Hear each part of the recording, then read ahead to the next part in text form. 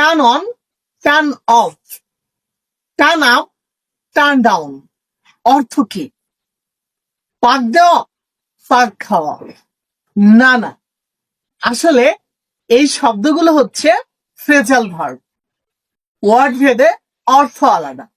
যেমন turn on চালু করা, টার্ন অফ বন্ধ করা, টার্ন আপ উপস্থিত হওয়া বা শব্দ কমানো, টার্ন ডাউন প্রত্যাখ্যান করা বা শব্দ কমানো। এগুলো আমরা কিভাবে সেন্টেন্সে ব্যবহার করি? ফর এক্সাম্পল, লাইটটি বন্ধ করো, টার্ন অফ দ্য লাইট।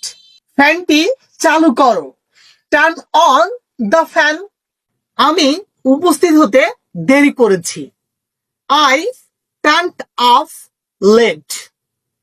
সে প্রস্তাবটি প্রত্যাখ্যান করেছে, শি টার্নড ডাউন অফার।